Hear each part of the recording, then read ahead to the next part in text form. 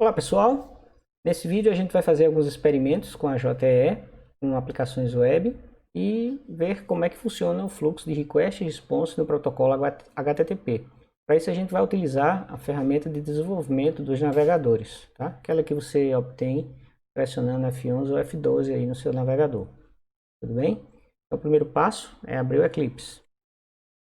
Já tenho ele aberto aqui. Vocês estão vendo aqui uma série de projetos já criados, né, ao longo da minha vida aí de desenvolvimento, de estudo. E isso às vezes fica chato, então vou ensinar um truque a vocês. É criar um working set. Um working set é um conjunto de trabalho em que você limita a quantidade de projetos no Project Explorer. Então você clica aqui nessas três bolinhas aqui do Project Explorer.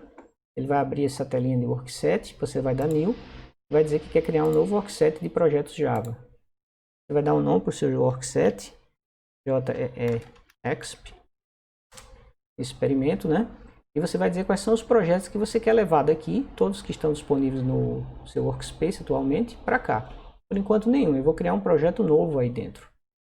Eu vou dar finish aqui, vou selecionar o meu workspace, JE experimentos, e aí ó, os projetos lá vão sumir.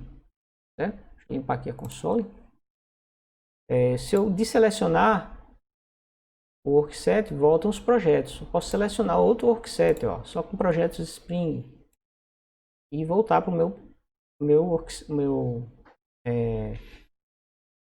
working set e experimentos JE, tá bom? Então, feito isso, vamos criar um novo projeto. Só que dessa vez eu não vou criar um projeto começando pelo plugin do Maven para Eclipse. Eu vou criar um projeto como se ele fosse puramente Eclipse. Depois eu vou transformá-lo num projeto Maven, tá? Só que durante a construção desse projeto Eclipse, durante o assistente de criação do projeto, eu já vou dar informações para que o projeto seja Maven compatível, ou seja, a estrutura de pastas, onde ele vai colocar código-fonte, onde ele vai colocar a parte de recursos web, da aplicação web, eu já vou informar o padrão do Maven. Eu não vou deixar que ele use o padrão do Eclipse, ok? Então, dito isso, como é que a gente faz um projeto puramente Eclipse, né? Esse projeto, por exemplo, ele ficaria incompatível se ele não tivesse o Maven para você levar para uma outra IDE, a menos que essa outra IDE tivesse um módulo de importação de projetos do Eclipse, ou o Eclipse tivesse um módulo de exportação do projeto para outra IDE, IntelliJ, NetBeans, o que não é interesse nenhum dessas ferramentas fazerem isso, né? Muitas vezes elas têm interesse em fazer os importadores para trazer os projetos para elas. Então, clica com o botão direito aqui no Project Explorer, New, e aí vocês vão escolher Dynamic Web Project. Aí vocês vão dar o nome ao projeto, Alô JE, e vou colocar aqui Servlet, porque vai ser um projeto bem básico com Servlet. Depois eu vou escolher qual vai ser o meu servidor de aplicações que eu vou usar para rodar essa aplicação. Ele já detectou que eu tenho um servidor configurado aqui embaixo, ó, na aba Servers, Widefly 2.0, 20.0 melhor dizendo. Então eu vou deixar isso do jeito que está. Aqui eu vou escolher a especificação 3.1 de Servlets, porque eu já peguei o trecho da dependência da versão 3.1, né, para colar lá dentro do POM. Aqui nas configurações eu vou dizer que é um projeto Java que segue a especificação 3.1 de Servlets, eu já disse isso lá fora. Por enquanto eu só tenho 1.8 ainda instalado do Java, não atualizei ainda. E de brinde vou criar um projeto como sendo Java Server Face, já que vai ser o foco do nosso curso, tá? A aula de hoje é só uma brincadeira, só para a gente exercitar um pouquinho da teoria que nós vimos nos últimos 4 vídeos.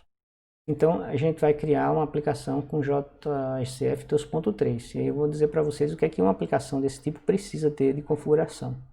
Tá? Muito pouco, na hora que quando você usa um servidor de aplicação por JE. Se fosse no Tomcat seria mais complicado. Por último, eu vou dizer que eu quero que ele crie esse projeto dentro daquele workset em que eu gerei há pouco, né? Vou desmarcar esse Spring, que deve ter sido o último que eu usei, e vou selecionar, ó, JE experimento, né? XP. Ok? Então quando o projeto for criado, ele vai aparecer aqui, ó. Esse quadro está em branco e vai aparecer aí. A próxima etapa ela é crucial, tá? Aqui é como o Eclipse enxerga um projeto Java Web. Ele vai colocar todos os códigos fontes dentro da pasta source, mas o Maven não aceita isso aí. O Maven tem sua própria estrutura de pastas. Então nessa hora a gente vai mudar isso aí. source main Java. É aí que os códigos Java ficam. Source main resources. Então, o Maven é bem mais organizado do que o Eclipse, tá? O Maven cria uma estrutura de pastas somente para os arquivos de configuração da sua aplicação, né? Arquivos tipo persistence.xml da JPA. Source, apesar da gente não usar teste unitário de software, eu vou criar um projeto bem completinho para vocês verem como é que fica a estrutura de pasta usando o Maven. Source, test, resources. Pronto, isso aqui embaixo não mexe. Vamos para a próxima tela. Aqui também vamos mexer, porque não é aí que o Maven coloca a raiz da aplicação web, né, no projeto. Vejam, lembrem-se, a gente está criando um projeto, a gente não está criando uma aplicação web. A aplicação web vai sair desse projeto, vai surgir, vai ser gerada a partir desse projeto Eclipse Maven, tá certo? Não vai se tornar uma aplicação web, mas por enquanto é um projeto. Source main web app. Então, o Maven espera que você coloque a parte de recursos como páginas HTML, a parte privada da aplicação web, né, a parte webinf, arquivos CSS, imagens, páginas JSP, dentro dessa pasta aqui, tá? Dentro do projeto. Eu vou pedir para ele gerar o arquivo web.xml, que é o descritor da aplicação, porque às vezes o plugin do Maven fica reclamando que não tem esse arquivo, tá? Eu vou reforçar isso também lá no ponto. Começou a chover forte aqui. Essa parte aqui é de JSF, eu não vou configurar, mesmo porque a partir da versão 2.2 do JSF você não mexe mais nisso aqui, porque isso ficou automático, o JSF já detecta essa configuração, tá? Então vou terminar aqui, o projeto está criado, vocês vão ver aqui ó, a estrutura de pastas dele segue o padrão do Maven, tá? Esse source aqui é o mesmo source aqui de baixo, se vocês virem aqui ó, vocês vão encontrar exatamente o mesmo conjunto de pastas, à exceção de web app, que fica aqui sozinha, tá? Nas outras, o Eclipse já detecta que isso aí é Maven, então ele já junta, ó, Source Main Java, tudo junto sobre esse íconezinho aqui, para facilitar, você ter somente que dar um clique para chegar até as classes Java. Já a parte Web App não, você tem que abrir Source Main Web App, mas eu tenho um truque para isso, certo? Então antes da gente começar a escrever código fonte, eu vou ensinar vocês como colocar um atalho para a pasta Web App, para a gente não ficar tendo que abrir essa pasta Source toda vez, para chegar aqui em Web App e colocar as coisas lá dentro. Ó. Foi aqui que ele colocou aquele arquivo web.xml. Ó. Eu marquei no checkbox no último passo, penúltimo passo, melhor dizendo, do assistente para criar o projeto. Tá? Então você vai criar um atalho. Esse atalho vai ser na raiz do projeto. Então, você vai criar um novo folder, só que esse folder é um folder avançado, ele é um atalho, tá? Um link to alternate location, um linked folder. Folder linkado, né? E aí você vai adicionar uma variável que é a localização do projeto, e a partir da localização do projeto vai procurar a pasta source main web app. O nome do link, ele deixa o nome do último folder aqui nesse caminho. Eu vou deixar, tá? Não mexo nisso aqui, deixo esse mesmo nome aí. Não tem razão por que alterar. Então vocês olhem que ele criou aqui um link no projeto, né? E é exatamente essa pasta aqui, ó. Se eu abrir aqui, vocês vão ver que ele vai ter a pasta metainf, webinf e esses arquivos aqui, ó. Aí, tá vendo? Se eu colocar um arquivo aqui dentro, ele aparece lá dentro também, ó. Vou criar um arquivo aqui, ó. A gente vai precisar de um arquivo JSP, vamos criar logo ele aqui. Index.jsp, tá? Na raiz da aplicação web. Eu quero que você crie um JSP versão 5.0 com HTML 5.0. Finish. Ele bota essa diretiva do JSP, mas ela é desnecessária, tá? Então vejam que o arquivo index apareceu aqui e aqui. Então com isso, ó, eu fecho a pasta source e não preciso ficar abrindo mais ela. É um saco essa pasta ficar sendo aberta para você pegar coisas lá dentro ou ver coisas lá dentro, tá? Vamos ver como é que está a configuração desse projeto no Eclipse. É outra coisa que a gente deve fazer constantemente depois que a gente cria um arquivo. Clica com o botão direito no projeto, vai lá embaixo em Properties, ou quem gosta de atalho, Alt Enter. E aí você vai ver aqui duas coisas. Primeiro, o Deployment Assembly, é como ele, a partir do projeto, vai montar a aplicação web. Então ele está dizendo aqui, ó, e tudo que tiver dentro da parte, eu já estou vendo um erro aí. Tudo que tiver dentro da parte, não, já sei porque esse erro existe, é porque a gente não transformou esse projeto num projeto Eclipse. Vamos fazer isso aqui antes, tá? Então, clicar com o botão direito, eu vou configurar esse projeto para que ele vire um projeto Eclipse, não, um projeto Maven. Então, ó, botão direito no projeto, vou mais devagar. Propriedades, configuração, melhor dizendo, e converta para um projeto Maven. Aí aqui dentro você vai dizer as coordenadas do projeto Maven. Nesse caso aí, o Group ID. O Group ID geralmente é o DNS da tua empresa ao contrário. br.edu.ifpb. E eu vou adicionar também as minhas iniciais aqui, tá? Para dizer que esse Group ID são sempre projetos partindo do professor Fred lá do IFPB. O Artifact ID, eu vou colocar esse mesmo nome, só que com tudo minúsculo, para ele gerar um nome de arquivo .or, certo? Sem ter essa notação camel aí do Java, tá? Então, alô, JE, servlet, né? Alô, JE, servlet. O número de versão vai ser 1.0 e o empacotamento ele já descobriu que vai ser o OR, tá? Uma web archive. Na verdade é um zip trocando a extensão zip por OR. Isso aqui são campos de descrição, se você quiser documentar mais alguma coisa sobre o seu projeto, não precisa. E aí na próxima etapa, o Eclipse quer ajudar você, mas na verdade ele atrapalha. Ele diz, ó, seu projeto é um projeto Java, Java 1.8, ele precisa do JSF 2.3, então ele vai precisar de tudo isso aqui para rodar. Então ele vai enfiar todos esses arquivos JARs dentro do teu projeto, certo? Na verdade não, né? Ele vai colocar dependências dentro do arquivo POM que puxem essas dependências na hora que você for compilar e executar o teu programa. Mas a gente não quer que ele faça isso, tá certo? Então eu vou saltar essa parte de controle de dependências, porque eu já tenho as duas dependências que eu preciso, só preciso de duas, e vai trazer todas essas coisas aí. Eu já tenho aqui no XML que eu vou consultar aqui para colocar dentro do arquivo POM. Então salte aí, ele gera o arquivo POM, né? O arquivo POM aqui já tem ó, as coordenadas do seu projeto, né? É o Group ID, o Artifact ID, a versão e a forma de empacotamento. Ele também já colocou aqui a parte de build, né? Onde tem dois plugins configurados, o plugin que vai compilar o teu projeto, tá vendo? Ó, código fonte 1.8 e target 1.8, e também outro plugin do Maven para gerar arquivos UOR a partir de um projeto Eclipse Maven.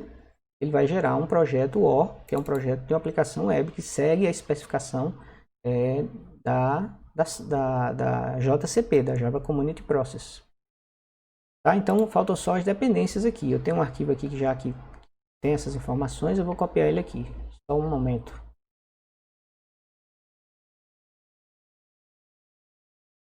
Então vamos jogar aqui, dar um Ctrl Shift F para ele formatar. E aí eu tenho algumas propriedades que reforçam o encoding do arquivo, reforçam a versão do Java que eu estou utilizando e diz para o plugin do Maven não ficar reclamando caso eu apague por engano aquele arquivo web.xml que está lá dentro de webapp, ó, webinf web.xml. Se eu apagar esse arquivo aqui, o plugin do Maven fica enchendo o saco dizendo não tem um arquivo web.xml, não tem um arquivo web.xml. Então, claro que eu não vou apagar, mas por precaução eu vou deixar essa tag aí dentro do arquivo .pom, tá bom? E eu tenho essas duas dependências. Essas duas dependências são necessárias para que eu desenvolva um projeto Java com JSF 2.3 usando o Servlet 3.1. Então, aqui são as dependências que o WideFly tem, já dentro das pastas dele, que eu vou utilizar. Eu não preciso colocar essas bibliotecas dentro da minha aplicação, por isso que o scope está provided. Tá? Scope provided no Maven significa isso. Ele vai baixar, vocês viram aquele catatal lá de arquivos.jar, de bibliotecas, vai baixar essas bibliotecas, guardar num repositório local teu, certo? Depois vejam um vídeo de Maven para vocês entenderem esse processo, e vai compilar as tuas classes, mas ele não vai jogar dentro da aplicação que ele vai gerar para implantar a aplicação no container. Então a aplicação vai ficar mais leve, porque ele vai aproveitar as bibliotecas que já existem lá no servidor de aplicação, ok? Mesma coisa para a API de Servlets. A API de Servlet também já existe no servidor de aplicação, então eu só estou com essas dependências aqui para compilação. Eu não quero colocar dentro da minha aplicação web quando ela for gerada a partir do meu projeto. Então a minha pasta lib está vazia aqui, ó, no projeto. Quando a gente plantar a aplicação web, ela vai continuar vazia também, porque não tem nenhuma biblioteca que eu precise que já não tenha no meu servidor de aplicações. Sim, feito isso, então vamos ver agora algumas propriedades do nosso projeto. Então, Alt Enter, um projeto selecionado, e você volta aqui ao Deployment Assembly. Então, o Deployment Assembly diz como é que ele vai montar a aplicação web a partir do teu projeto Eclipse Maven. Então, ele está dizendo o seguinte, o mapeamento de pastas. Ó, a pasta Source Main Java vai para dentro do WebInf Classes. Source Main Resource vai para dentro do WebInf Classes, tá certo. Tudo que tiver dentro de Source Main Web App vai para dentro da raiz da aplicação web, correto. Isso aqui, esqueçam, é coisa sujeira que o plugin do Maven gera. E tudo que tiver como dependência do Maven vá para dentro da pasta lib, certo? Claro, ele não vai colocar as provided, só as que não tem escopo provided. Se tem escopo runtime e compile, ele colocaria aqui dentro da pasta lib, tá?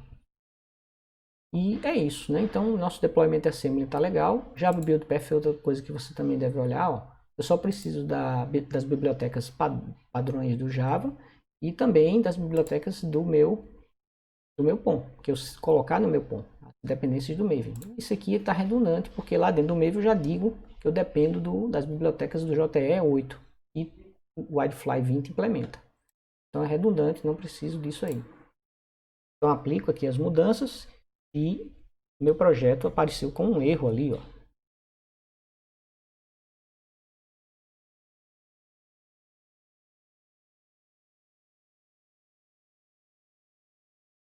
Vamos ver o que foi aqui. Pronto, sumiu. São coisas do Eclipse, né? Ainda ficou esse sujinho aqui, mas eu acho que se eu der um Alt F5 aqui, ele vai compilar. Alt F5 ele faz com que o Maven compile o projeto, tá?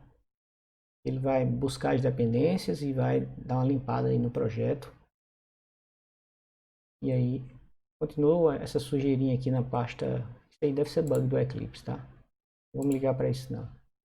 Vejam que o projeto está todo limpo em todos os outros cantos. A pasta index continua reclamando aqui. Salvei ela. Depois a gente vai colocar coisas aqui dentro dessa pasta index, tá?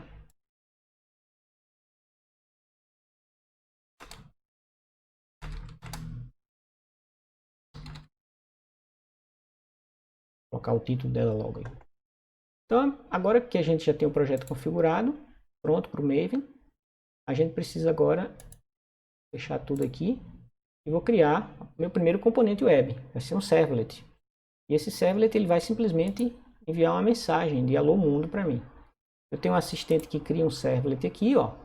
Eu vou criar esse servlet num pacote chamado br.edu.ifpb.fcgp.servlet. Não confundam esse pacote que está com o mesmo nome, né? O nome DNS é ao contrário da empresa, com aquele Group ID lá do Maven. Uma coisa é o Group ID do Maven, outra coisa é o nome do pacote. Pacotes você deve usar sempre na programação Java para organizar suas classes. Então, classes que têm uma coerência maior devem ficar dentro do mesmo pacote. Por exemplo, classes de estruturas de dados devem ficar dentro de um pacote br, edu, ifpb, fcgp.estruturas.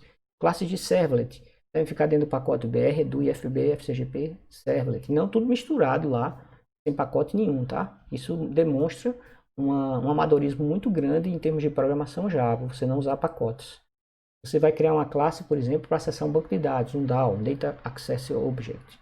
Então você vai criar esses DAOs dentro de um pacote BR, EDU, IFPB, FCGP, DAO. Dessa forma você deixa suas classes todas organizadas, e é assim que todos os programadores profissionais Java fazem, tá bom? Então minha classe vai ser Alô Mundo Servlet.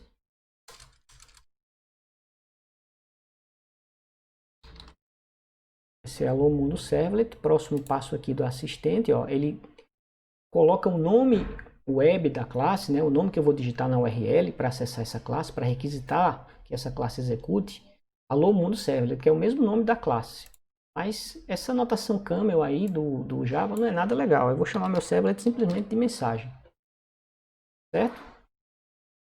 Então eu vou digitar lá no navegador, http, localhost, 8080, barra, o nome da aplicação web, que é alô.js servlet, tudo minúsculo, barra, mensagem. E aí esse servlet vai executar. Fazendo o quê? Vamos fazer o código fonte dele aqui. Então eu vou querer que ele não gere construtor e nem gere o método, nem sobrescreva o método do post, só sobrescreva o método do get. Então esse servlet ele só vai atender requisições HTTP do tipo get. Aqui está o código do servlet, vou dar uma limpada aqui nesses comentários. E o corpo do método do get aqui para a gente ver. Ó. Então a minha classe ela herda de HTTP Servlet, então ela é um servlet. E ela está mapeada para ser acessível a partir de uma URL. E o nome dela na URL, o nome do recurso na URL vai ser mensagem. Então eu vou digitar HTTP, os pontos duas barras, localhost 8080, que é o endereço do WildFly, e barra o nome da aplicação web, allo.js servlet, tudo minúsculo, barra mensagem. Então esse é o nome do recurso, certo? Allo.js servlet, barra mensagem, nome da aplicação, nome do recurso. E aí essa classe executa esse método daqui, se vier um get. Se vier um post, ela não vai fazer nada. Ela vai executar o método do post, que tem aqui dentro, mas que tem uma implementação exatamente igual a essa, vazio, não retorna nada. O que é que meu servlet vai fazer? A primeira coisa que ele vai fazer é dizer que vai devolver uma página HTTP. Então, o content type do meu documento vai ser tipo MIME text HTML. E depois eu vou criar um print writer para escrever o HTML dentro do objeto response. Vou chamar esse cara de out. E aí eu peço ao objeto response, me dá um writer aí. Writer, na verdade, ele é um stream e eu faço a seguinte analogia. Um stream é uma mangueira. Stream é fluxo, né? Então imagine uma mangueira cujo lado da mangueira é essa variável out e o outro lado da mangueira está conectada dentro de uma área do objeto response. Tudo que eu jogar aqui dentro da minha variável out vai bater lá dentro do objeto response. E eu faço isso com o método que vocês já devem conhecer, o método println. O printWriter, ele é um string muito parecido com aquele string que fica na variável de classe out da classe system. Quando você quer mandar uma mensagem para a console, você escreve system.out.println em Java, né? Então, o que é que significa isso? Significa que você tem um lado da mangueira, que é a variável out da classe system, e que tudo que você mandar para aquela mangueira sai na tela. Então, um lado da mangueira é a variável out, system out, o outro lado é a tela. Tá? Tudo que você joga de um lado da mangueira sai do outro lado na tela. Aqui no caso, tudo que eu mandar para a variável out vai para dentro do objeto response, porque o outro lado do string está dentro do objeto response.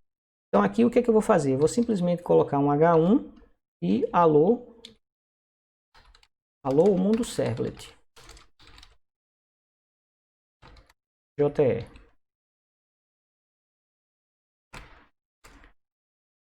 Bom, feito isso, meu servlet não tem mais nada para fazer, ele só vai gerar uma página HTML, né? Vamos começar bem devagar, depois a gente vai mostrar como é que esse componente servlet se comunica com outro componente, que é aquela página JSP que nós fizemos, para deixar a responsabilidade de exibição da informação para a página JSP, ele fazer só processamento.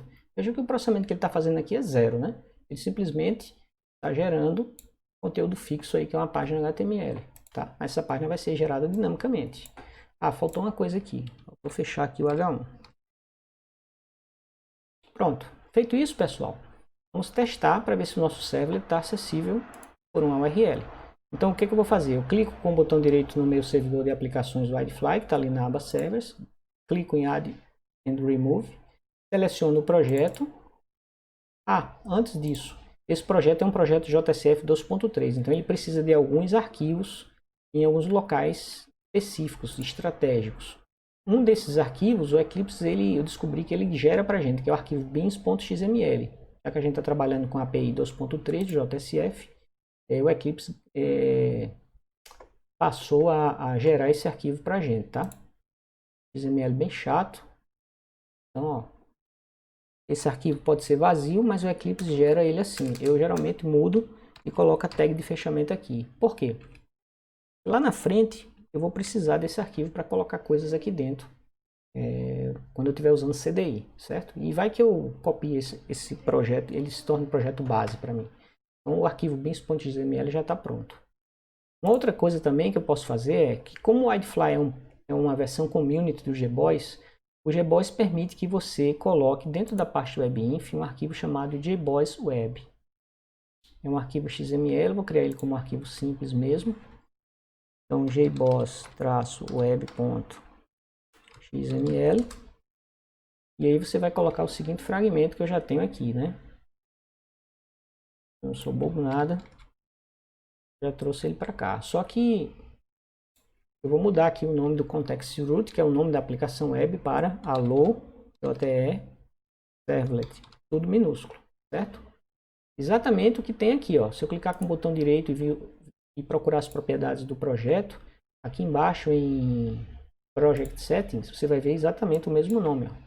Allo.jte servlet, allo.jte servlet, certo? Então esse é o nome da aplicação web. Quando ele pegar esse projeto Java, ele vai montar numa aplicação web e a pasta raiz dessa aplicação web vai ser esse nome aí, allo.jte servlet. Vou mostrar para vocês quando ele implantar lá no WildFly, tá?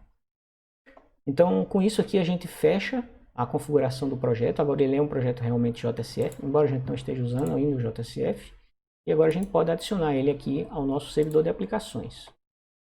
Passar ele para o lado de cá, vou dar Finish e vou startar meu servidor de aplicações.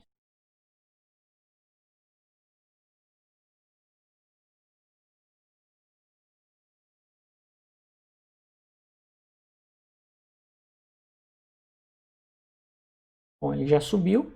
Agora eu vou para o navegador, vou abrir o Chrome aqui. Vou confirmar que o meu servidor está no ar. Vai cair na tela administrativa do WildFly, vocês estão vendo aí. Vou digitar o nome da aplicação web, que era o quê? Allo.jte servlet, né? Allo.jte servlet. E o nome do servlet era mensagem, lembram? Então, ó, o servlet respondeu, tá? Se eu pedir para ver o código-fonte da página, vocês vão ver que é justamente aquela linha que eu gerei lá dentro do servlet, ó. Ok? A gente pode fazer algumas brincadeiras aqui, ó. Vou dar um F12 aqui para abrir a console, né? Ferramenta de desenvolvimento aqui do navegador, depuração. E eu vou dar outro request aqui, ó. Vou dar outro get. Quando eu teclar Enter aqui, ele vai enviar um request HTTP GET para esse recurso naquele servidor web. Ok? Então tá aqui, ó, request, mensagem. Ele deixa o nome do recurso, né? Pra gente ver aí. E aí você pode ver os cabeçalhos HTTP aqui, ó. Diminuir aqui. Aqui você pode ver os cabeçalhos, por exemplo, de request, né?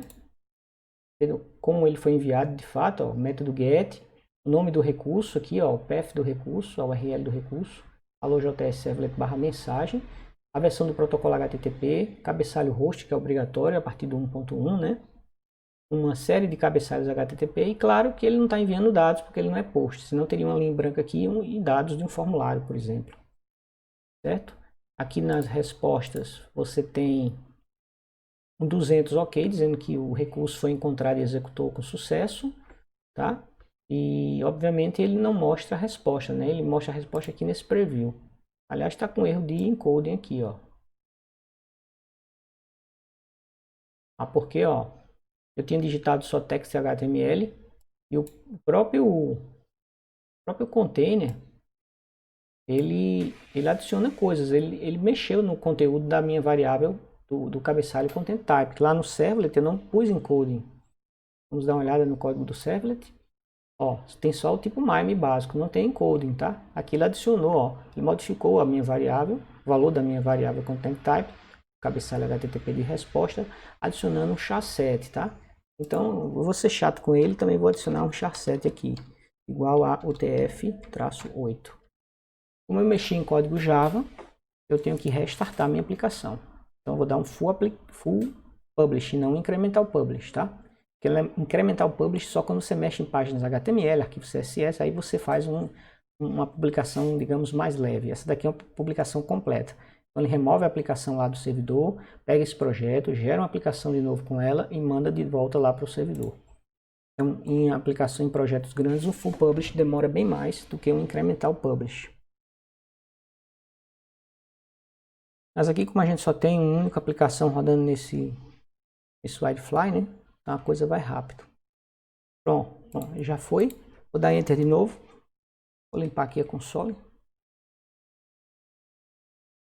Vou dar Enter. Selecionar aqui o request, né?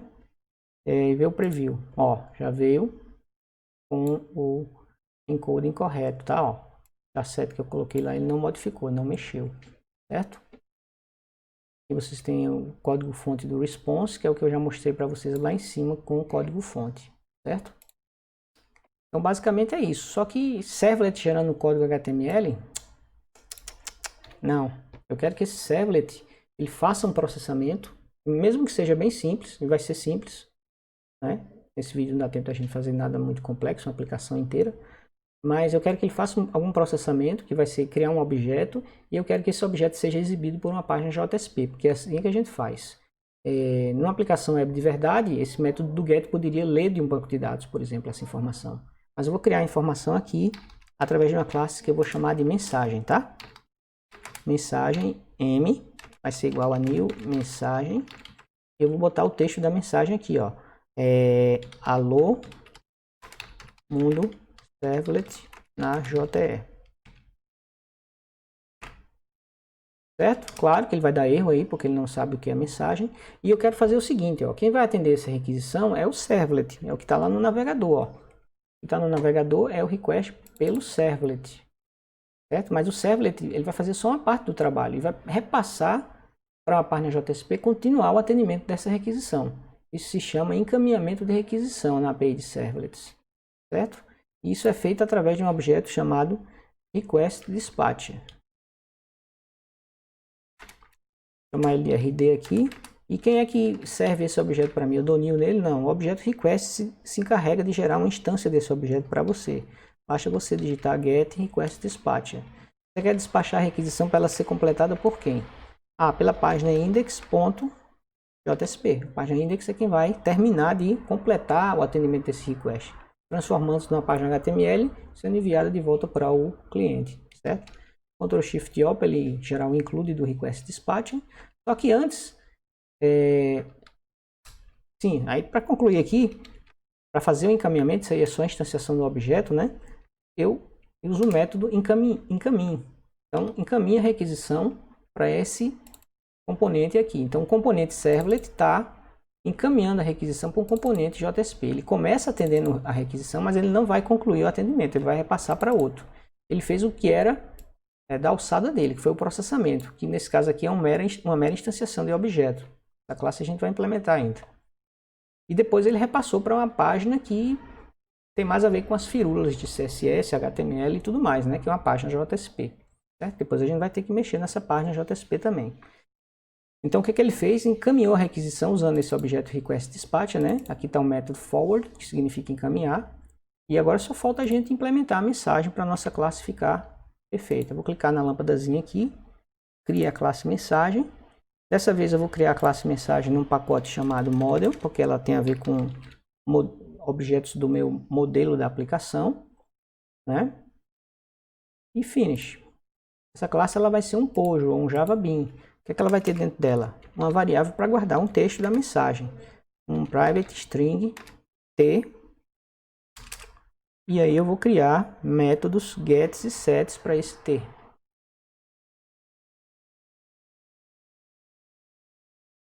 Poxa, mas ter um nome tão pouco significativo, né? Eu queria que a minha propriedade da minha classe mensagem se chamasse texto. Então eu simplesmente mudo o nome dos métodos get e set. É assim que o padrão Java Bean funciona. Não importa o nome da variável de instância, ela pode se chamar o que quiser, t, x, y, z. O que diz que essa classe tem uma propriedade é o nome que você dá aos métodos get e set. É isso que diz a especificação Java Bean.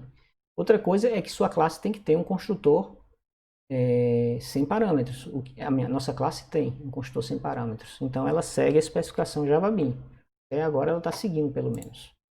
Qual é a vantagem de seguir a especificação Java Bean? Ela pode ser persistida, né? Ela pode receber um @entity aqui, ó, ser uma entidade da JPA, certo? Ela pode ser acessada pela linguagem de consulta do JSP e do JSF, a JSP Expression Language e a JSF Expression Language, somente se for um Java Bean.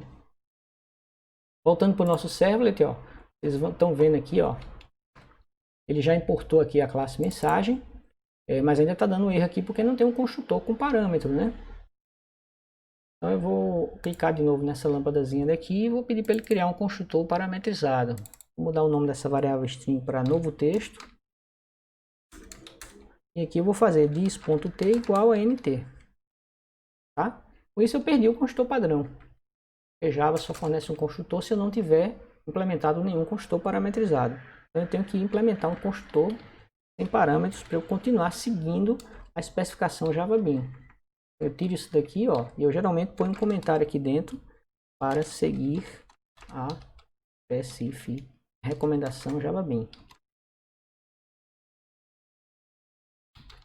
também chamada de POJO, pelo Rod Johnson, que criou o framework Spring, né?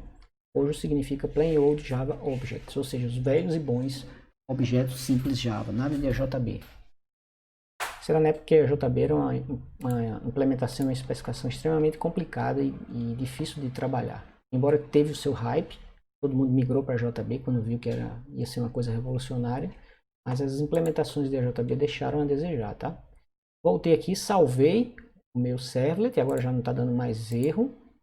E o que é que eu preciso fazer? Bom, eu criei uma mensagem e repassei a requisição para a página JSP.